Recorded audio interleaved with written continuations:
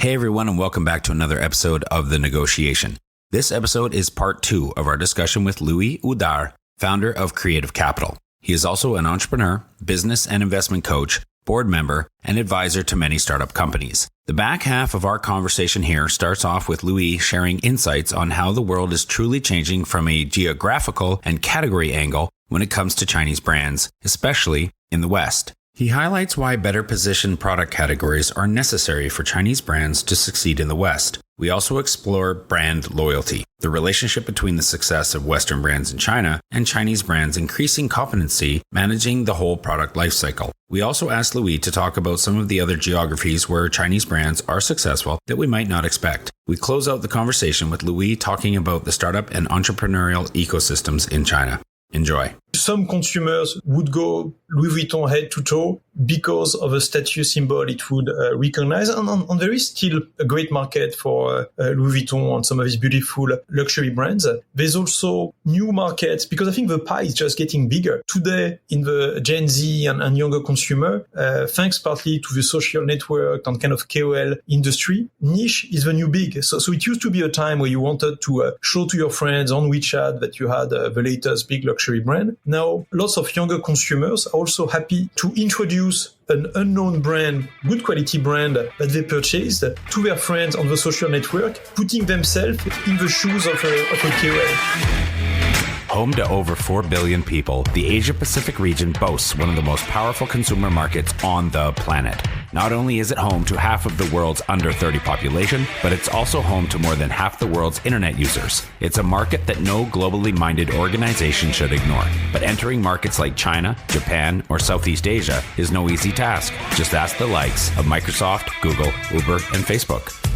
However, times are changing, and with the right partners, doors are slowly opening as more and more companies find success growing their key markets in APAC. I myself spent 8 years in China, mostly as a venture capitalist, helping early-stage tech companies grow in the Asia-Pacific market successfully. This show is dedicated to uncovering and examining successful Asia market entry and growth strategies by interviewing the experts who've done it before and truly understand what it takes to be successful in the region. My name is Todd Embley, and welcome to The Negotiation, brought to you by WPIC Marketing and Technologies. I want to talk to you a little bit about Chinese brands being successful in the West, because I don't want to get ahead of myself and say too much, but I think we can safely say that Chinese brands have met some headwinds in their attempts to really be quite successful in the West. Do you agree or disagree with that statement, and why? I think it's really changing. I would agree with this statement maybe a few years ago, and I really see the world changing through I think different angle, through geographical angle, and also through a category angle. I will start by the geographical angle. So if you look, so I used to have an office in Jakarta, and going to Southeast Asia and Jakarta, for instance, I was the last couple of years amazed to see the rise of so many Chinese brands in the retail space, with brands like Miniso or Mumuso, which are kind of $1 stores, but with a very strong concept and doing very well. So plenty of retailers, brands opening right now in Southeast Asia. In terms of category-wise, I think so we've got tech product. I mean, Xiaomi now is doing a very good job entering the Western market. There is a big flagship of Xiaomi stores all around Europe.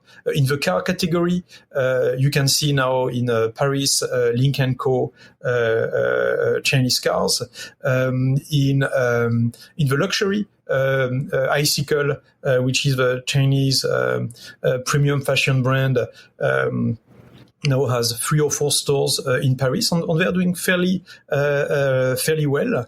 On the cosmetics side, so cosmetic, lots of them are in Southeast Asia, but also here some great Chinese brands looking at the European and US market.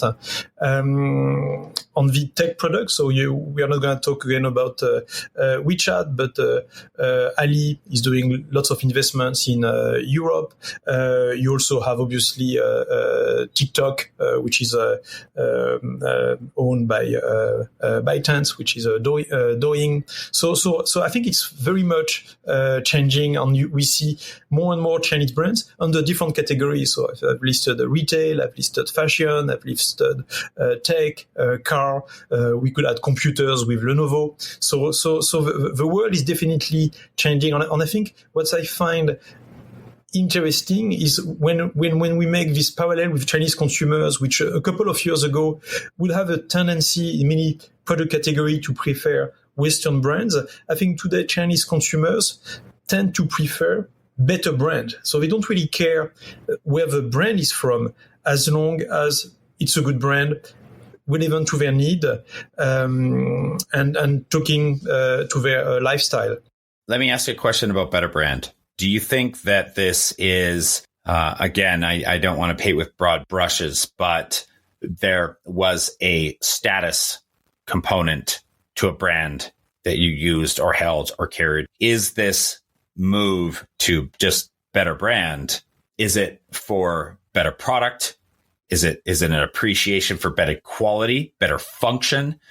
Or is it because the status has started to equalize? Okay, it's here again. It's a very, very complex question. Just because China is such a big country, and therefore Chinese consumers are so diverse and so different. So I'm gonna answer by kind of very kind of I'm afraid to answer in too much of a cliche way. Yeah, tier 1, tier 2. It is vastly different. Yeah, I mean, I guess ballpark a couple of years ago, some consumers would go Louis Vuitton head to toe because of a status symbol it would recognize. And there is still a great market for Louis Vuitton and some of these beautiful luxury brands. There's also new markets, because I think the pie is just getting bigger.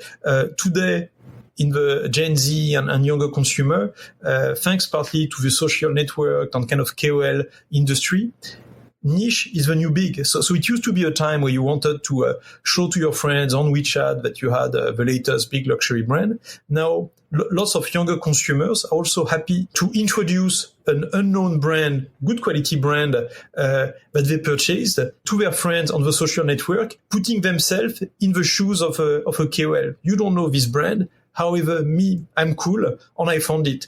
And then there's also another layer of consumers. This actually probably a little bit more on the educated tech male consumers is on all the ecosystem that Xiaomi has built, including platform where consumers, where suppliers, actually factories can plug in very good product at a good design and at a fair price.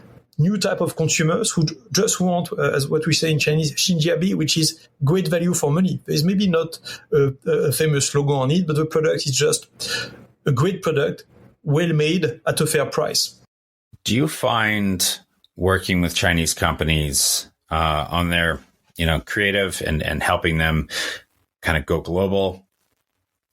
Are you trying to work with them to potentially head off stereotypes? And I say this, and I'll use my own words, and they're not yours, that their rise to prominence globally from even a GDP perspective was the foundation of that was built on manufacturing.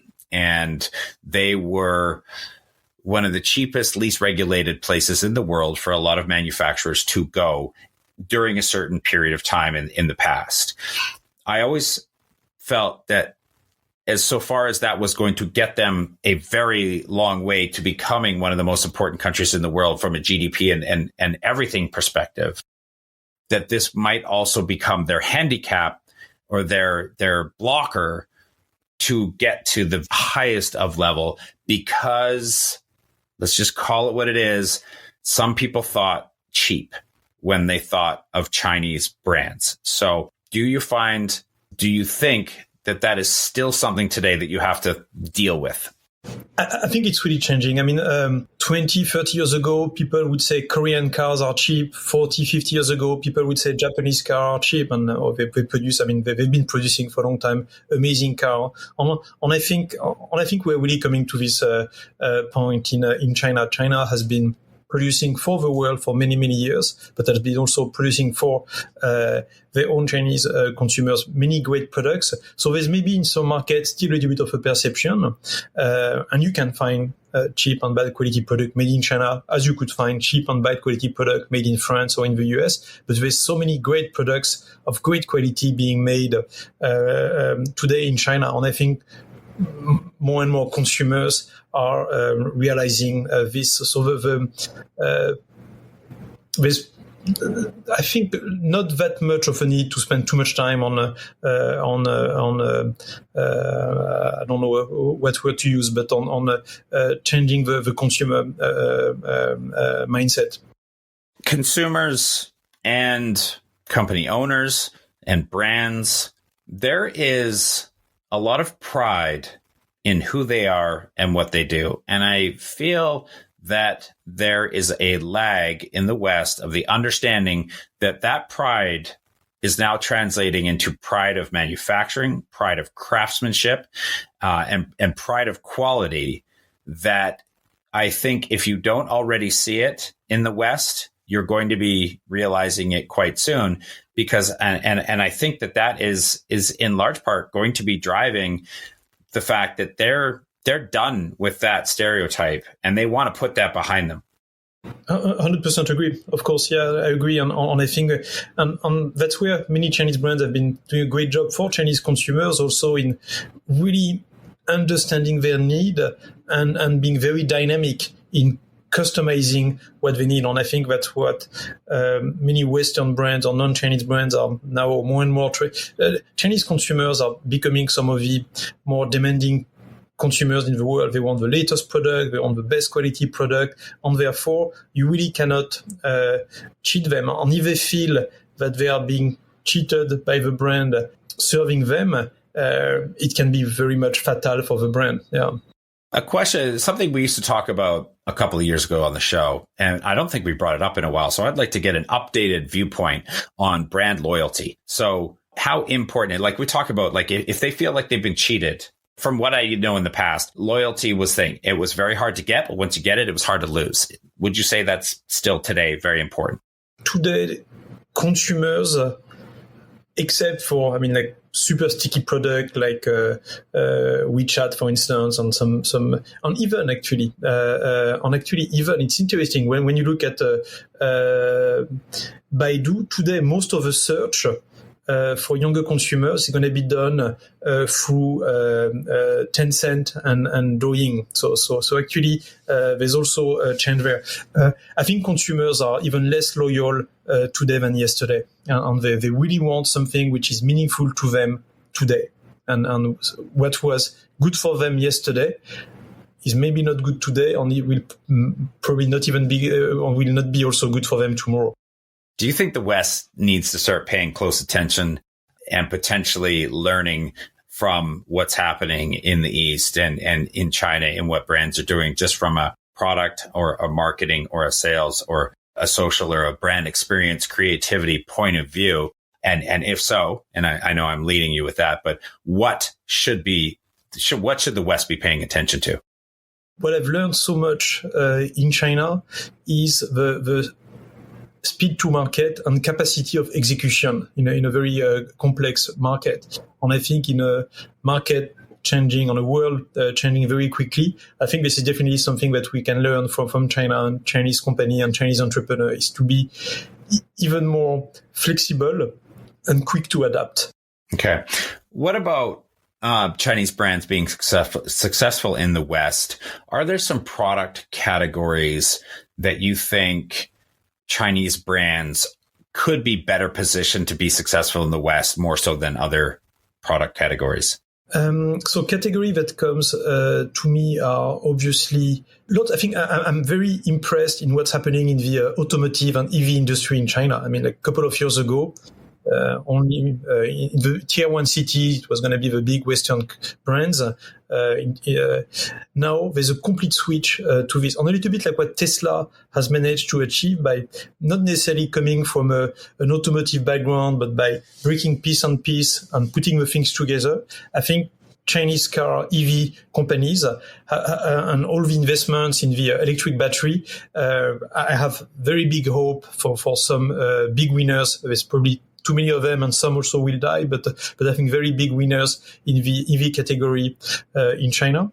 Obviously, tech products. When I mean by tech products, I'm talking mobile phones and computers and so on. I mean, most of the supply chain is in China.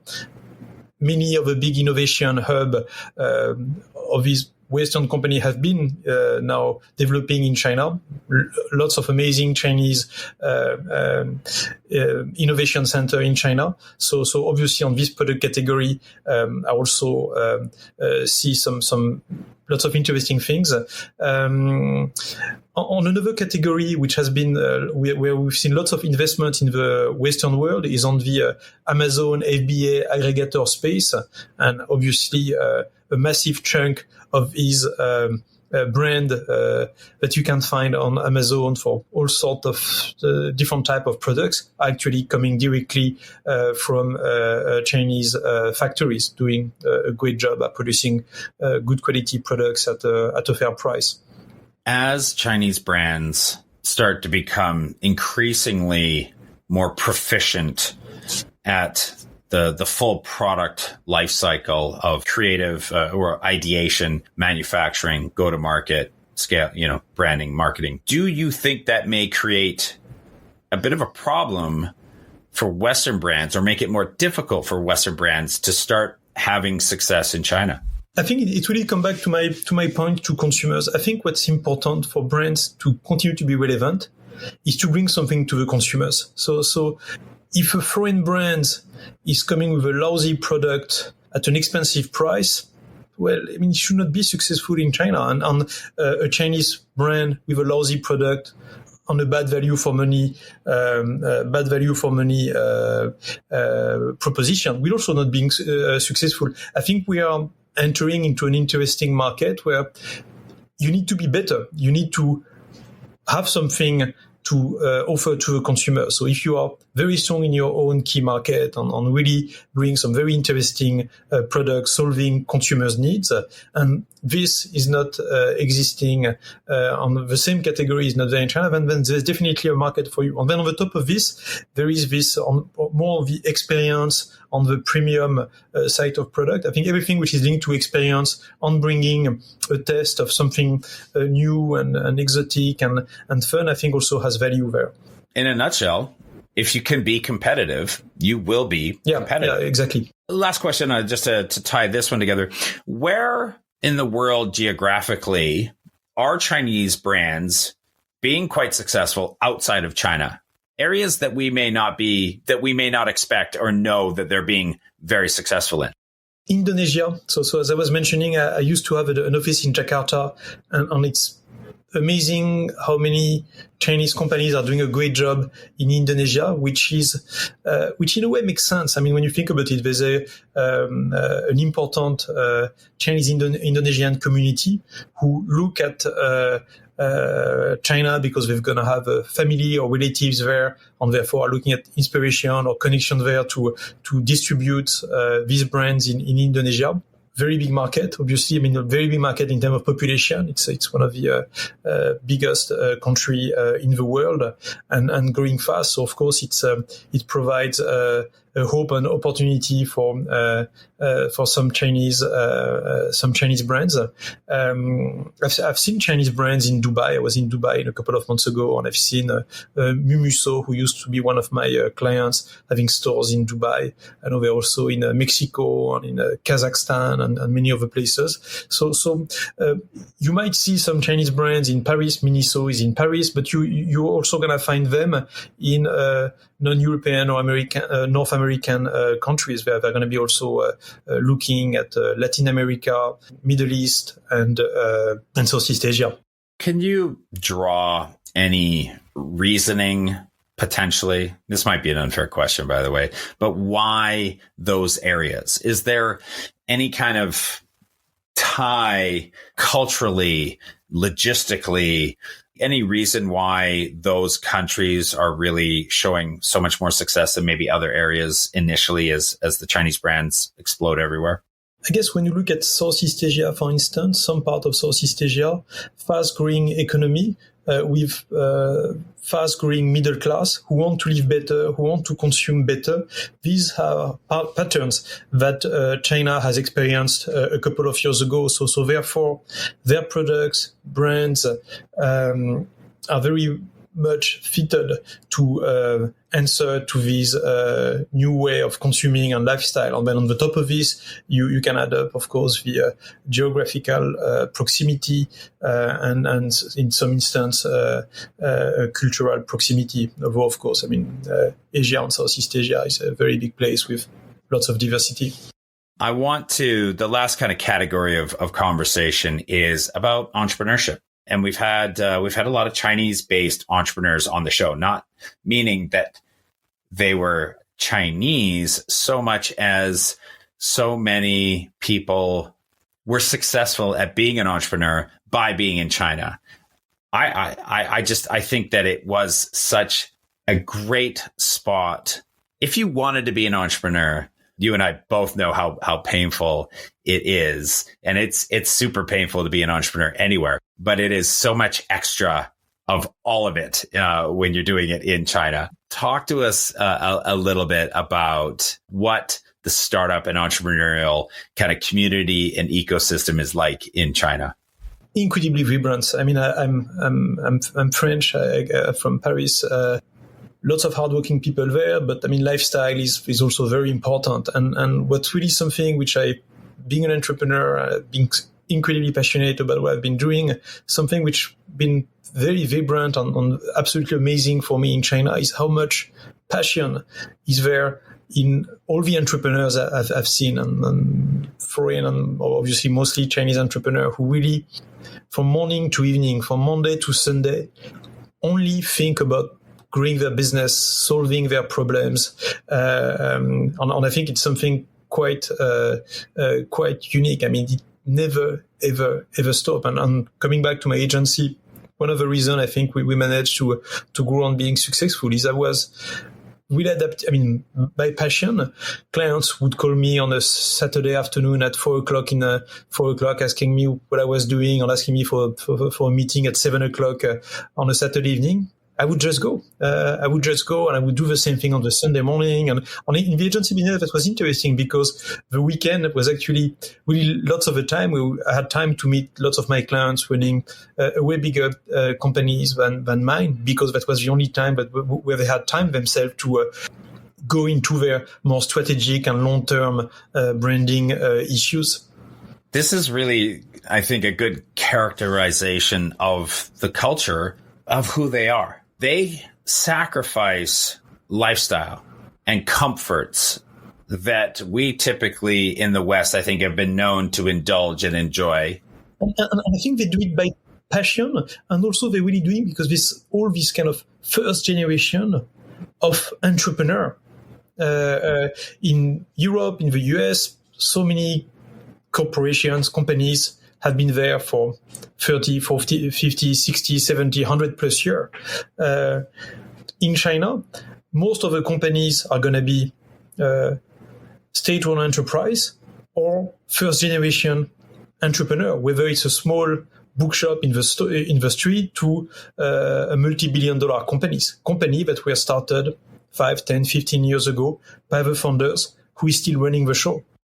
Regardless of gender, regardless of age, I found that in either city that I lived in China, they were out. They were busy. Everybody had a side hustle. Everybody had a small shop where they were running coffee or convenience or toiletries or stationery or a barbershop.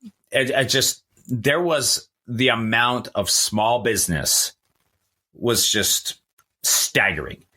And you know, mom and grandma and grandpa, everybody was busy. I don't even know if I would say it was working, but they just were always busy doing stuff. They never stopped moving. What can we draw from this understanding or classification of just who they are as a society of people? What can we draw? What can we make of that as far as who they are as consumers?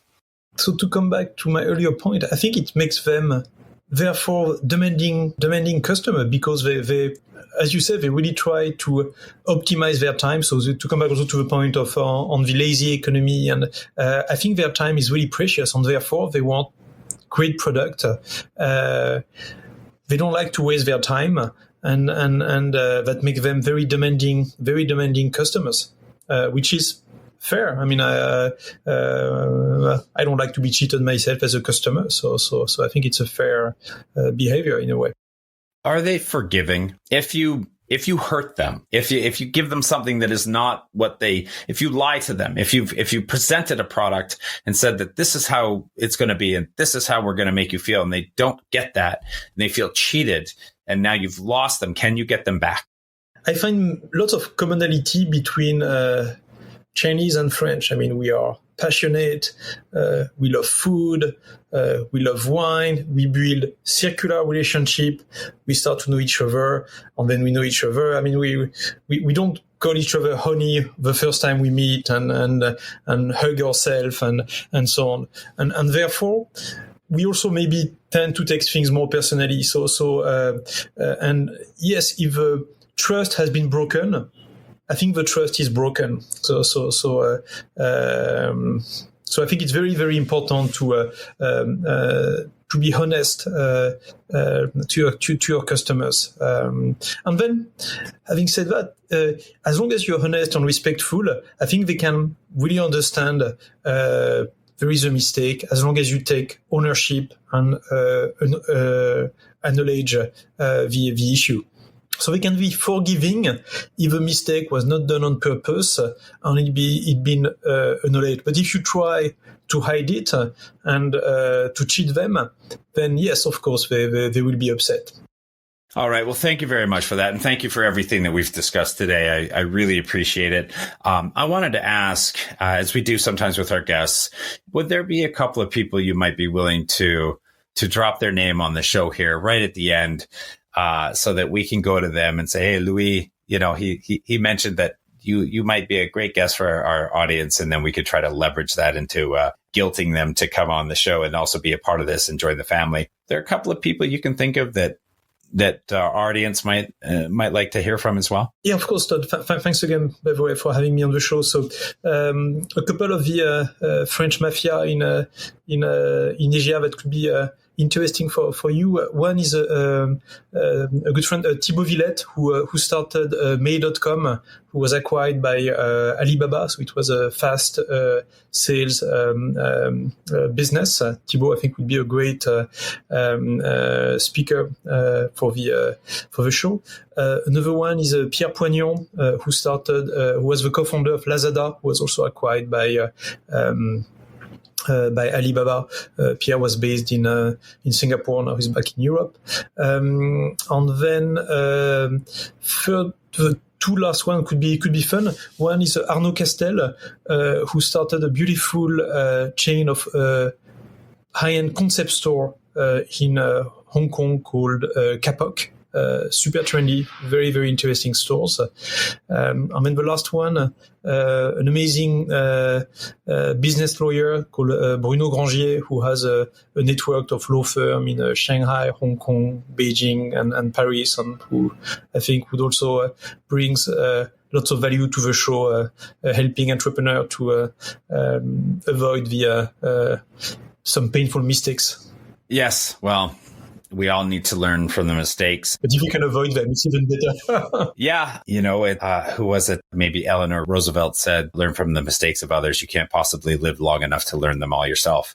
So, and I think she was absolutely right. But Louis Houdart, founder and ex-CEO at Creative Capital, thank you very, very much for being on the show today. Todd, thanks again. Bye-bye. For everybody who's watching us on the YouTube channel and seeing our video here, don't forget we do have the podcast, which is audio only. That's over on Spotify and Stitcher and Google Podcasts and Apple Podcasts and all those places. So if you need your hands and eyes for other things, don't forget that we have the audio only version as well. And if you're listening to the audio version only and you'd like to see us, feel free to go jump over to the WPIC_co, the YouTube channel. Find us over there and watch us live over there. So for Louis, for myself, for everybody at WPIC, my partner Eddie, who helps drive this, thank you very much for tuning in today, and we hope you enjoyed the show, and we'll see you next time. Growing a company is hard. Doing it in a foreign market, exponentially so. The best piece of advice I can give you is not to do it alone. When you start looking at the Asia Pacific region for further expansion possibilities, and I sincerely hope you do, make sure you choose the right partners to do it with. My good friends at WPIC Marketing and Technologies have almost 20 years of experience helping brands, just like yours, enter China, Japan, and Southeast Asia. I hope you enjoyed this episode of The Negotiation, and if you're interested in being a guest or want to connect with me or any of our team, please reach out to us at podcast@wpic.co, and be sure to rate, comment, and subscribe wherever you get your podcasts.